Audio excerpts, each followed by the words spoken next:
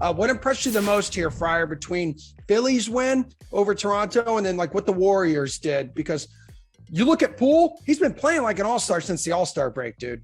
Yeah, well, with the Warriors, I kind of expected them to still cover. I did have that yesterday, but with the Raptors, I'm blown away that they're not able to answer the call. I understand they're kind of dealing with injuries and illnesses and everything, so there's a lot going on there. But at the same time, I thought they were going to at least cover in that one, and once again, they get smacked around. But to me, Emerson, the biggest surprise of the day was the Mavericks pulling that one off. I mean, I understand if Luka's there, it's a different series, but you would think the Jazz, without Luka Doncic in this series, I would think any of the top teams in this conference would go and sweep the Mavericks. But this is why, like, the Jazz year in and year out, it's like they're a nice team, but come to the postseason, it's like, what do they really do?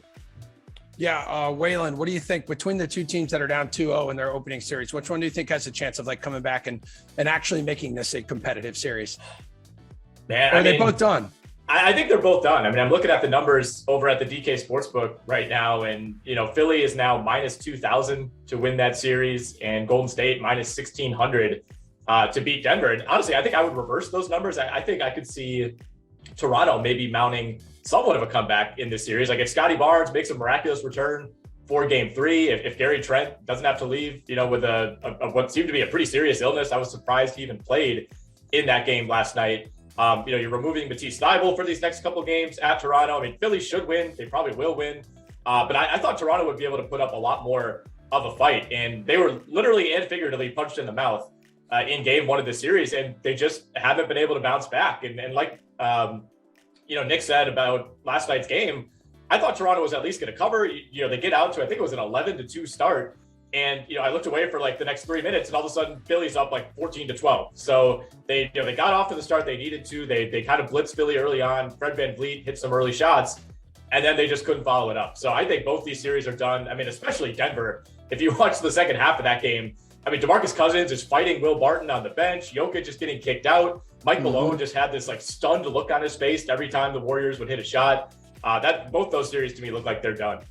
And Whalen, it's crazy too, because like when you compare those teams on paper, we knew the Sixers were going to have that clear advantage really with guys like 1 through 3, but Toronto was supposed to have like an advantage with its role players, two-way players to match up against the Sixers, like one-dimensional bench too. Like this is kind of surprising through 2 games.